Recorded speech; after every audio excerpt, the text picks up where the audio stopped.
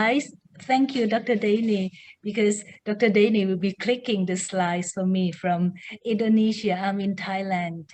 So next slide, please. So first of all, I would like to thank Dr. Mundi Rahayu and the organizing committee for inviting me to join the conversation today and to share our love of literature and passion for language learning and teaching. It's a great honor for me. Thank you very much. The next one, please. I suggested to Dr. Mundi that we should employ A Tale of Two Countries as a subtitle of our talk, seeing that we wanted to focus on the context of our two neighboring countries, Indonesia and Thailand. And she very kindly indulged me. And then I felt responsible for it. And so I would now like to start my round, which will be very different from the presentation of Dr. Mundi. So I'll start my round with a quote from the very first paragraph of Charles Dickens' novel, A Tale of Two Cities, the book from which I just lifted our talk's subtitle. Let me show it to you. Next slide, please. Here it is. And now let's take 30 seconds to read this in our own usual silent way. I'll time it, 30 seconds. Go.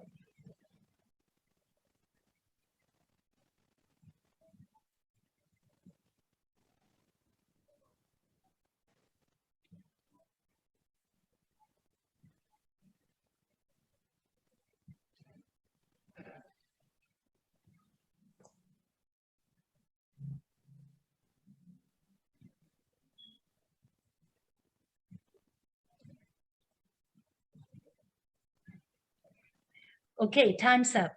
So how did you like it? Did you feel the power?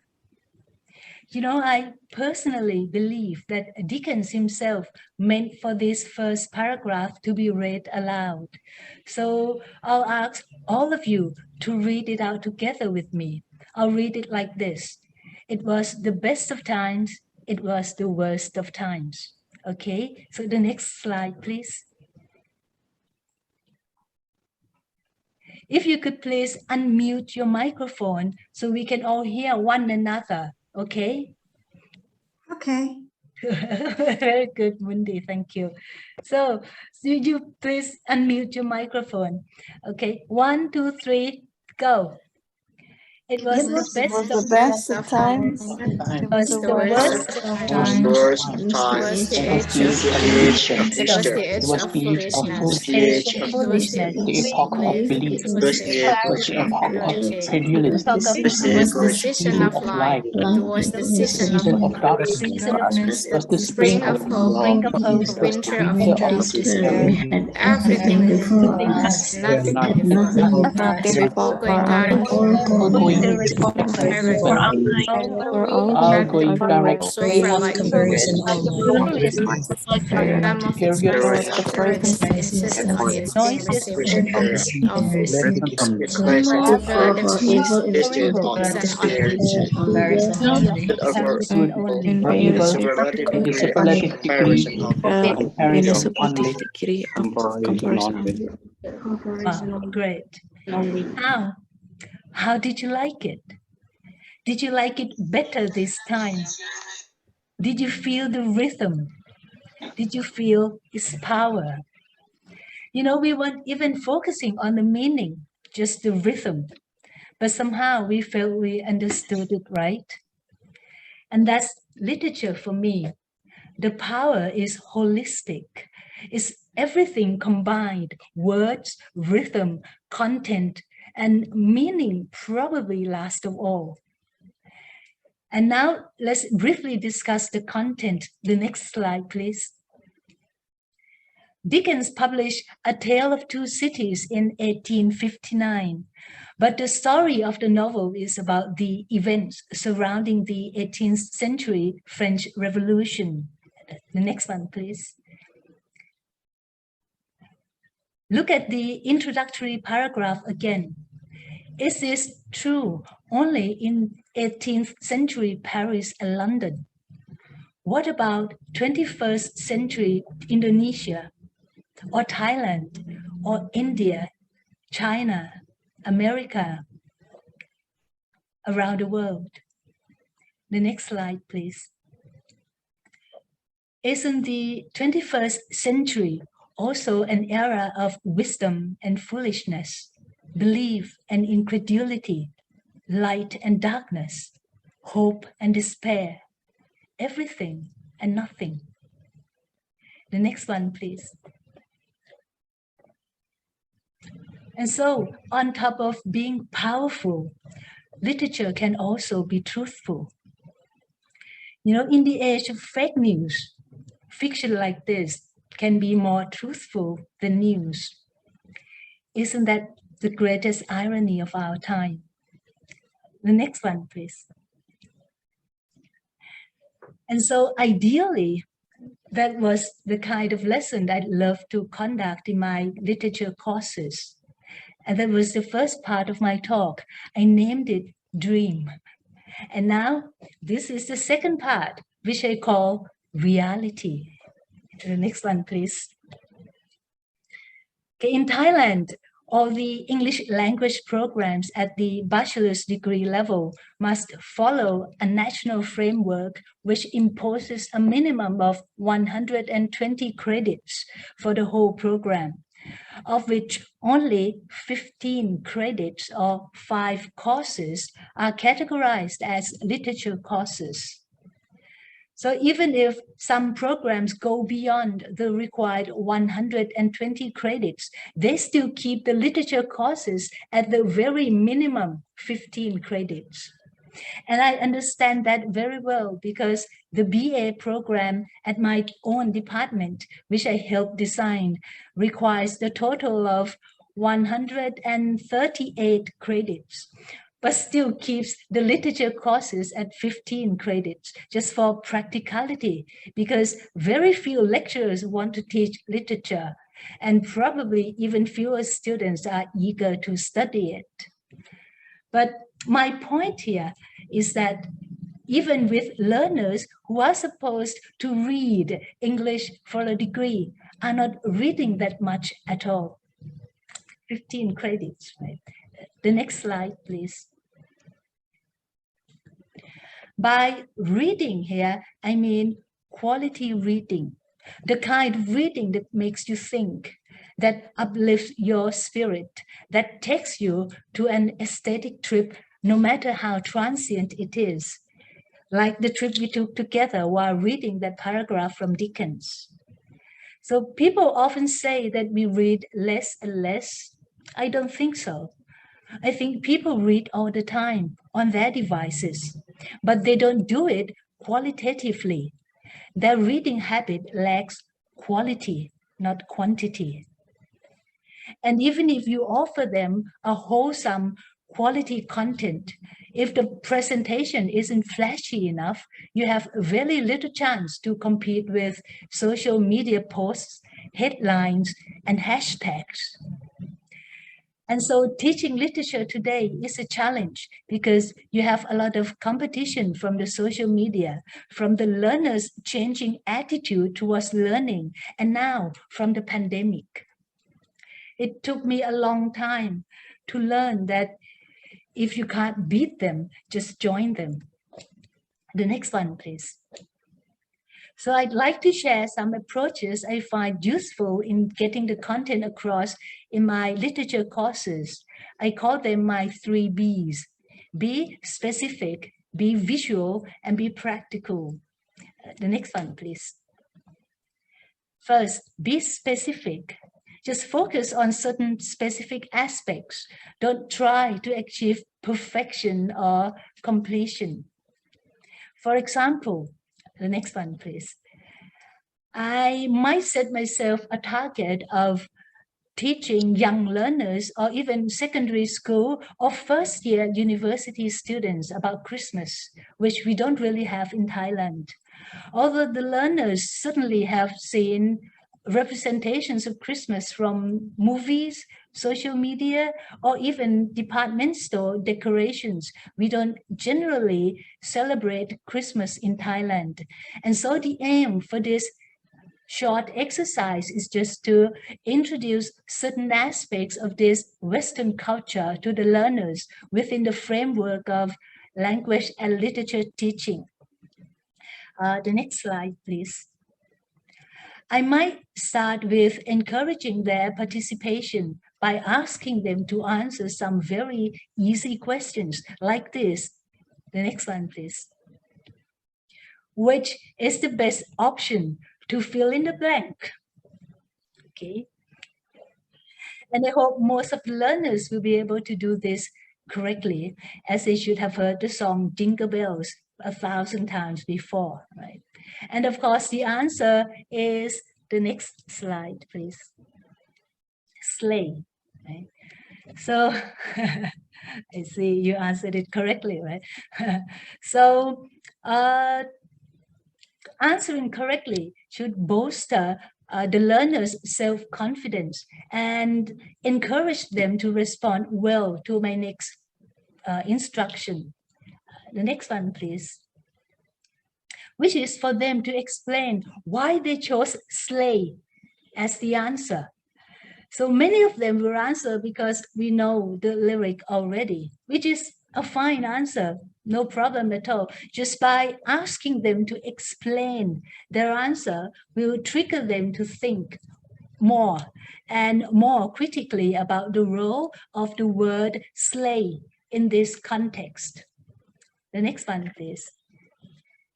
And hopefully some usually do, some will come up with an observation of the rhyme way and sleigh, which is of course an important aspect of poetic prosody.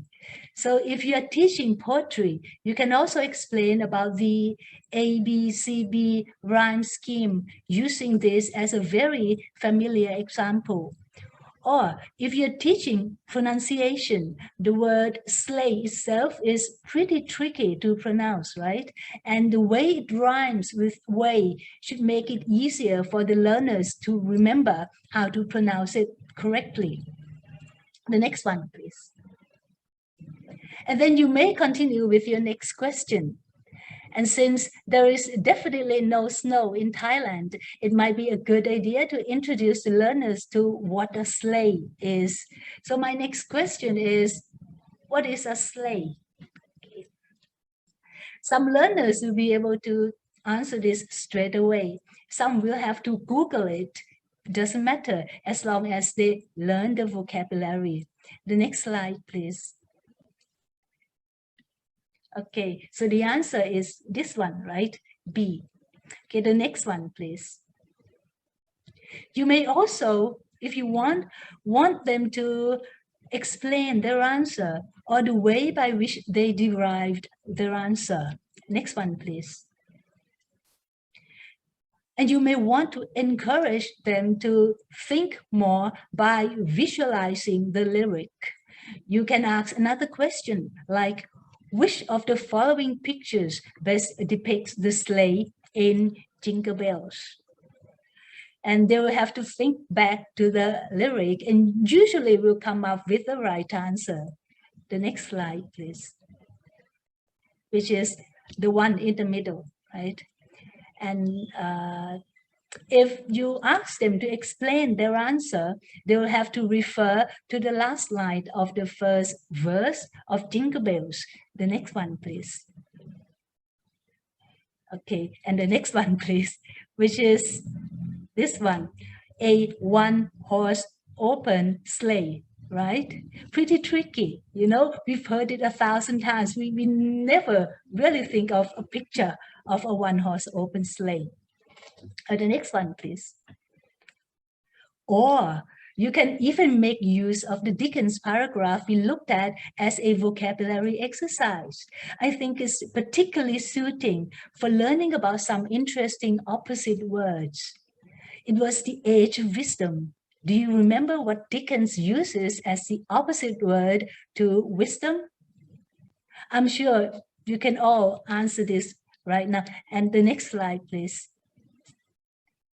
Foolishness, of course, was the opposite of belief. Okay, the next one, please. Okay, incredulity. Some students will answer out of the top of their head, disbelief, and you can explain that meaning also, right? What's the opposite of light? The next one, okay, thank you. Darkness. What about hope? And the answer is despair. Everything and nothing, right? So the next slide, please. These simple exercises can actually promote various skills. The next slide, please. They prompt the learners to engage in different areas of the English skills, critical thinking and cross-cultural awareness, and invite them to join in the lesson without challenging them too much, providing something very familiar to them first before leading to your next and a lot more complicated lesson about literature. Okay. Next slide, please. So let's get to our second B, be visual. As they say, a picture says 1,000 words. So let's make the most out of them. Personally, I find the use of pictures in class and the option of watching films or filmic adaptations of literary works especially refreshing and helpful. The next one, please. One class that I've been using a lot of pictures and films with is the class called Greek and Roman mythology. The next one, please. Since Western civilization is distant from our context, both in terms of time and space, pictures are probably the next best thing from turning back the clock or visiting the physical sites in Europe. The next one, please. I also ask my students to watch a lot of films that offer references to the classical mythology, regardless of their faithfulness to the original tales. So these are some of the examples. Percy Jackson, with many references to the tales of the gods and heroes, such as Zeus, Poseidon, and Perseus. Clash of the Titans, which also tells the story of Perseus. Harry Potter, especially in this picture, the first Harry Potter, with the representation of Cerberus, the three-headed dog that guards the gate of Hades, right? And Hercules, of course, the best-known hero from classical mythology. Next slide, please. My third B is be practical.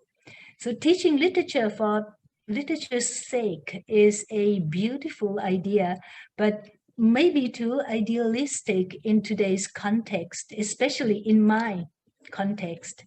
So my students keep asking, why are we learning literature?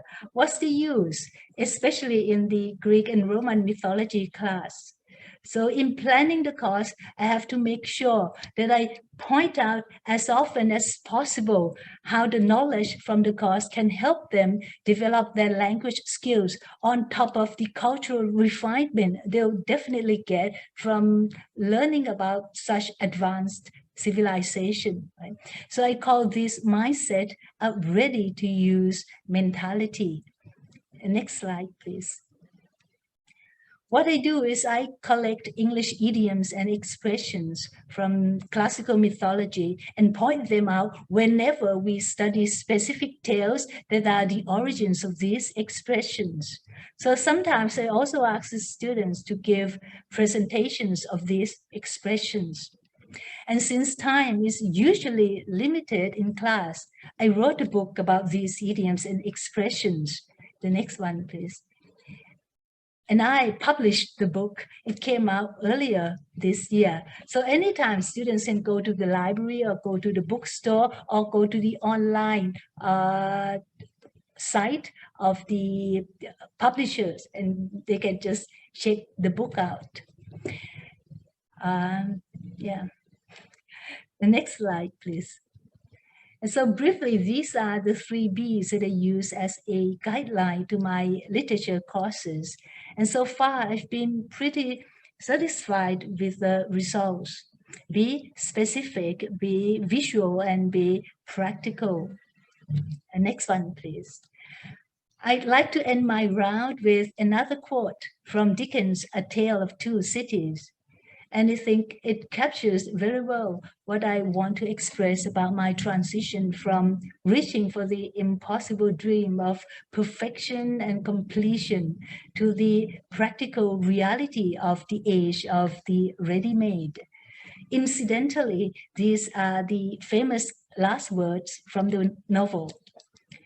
It is a far, far better thing that I do than I have ever done. It is a far, far better rest that I go to than I have ever known. The next one, please. So best of luck to you all. Thank you very much. Probably the next slide is the thank you slide.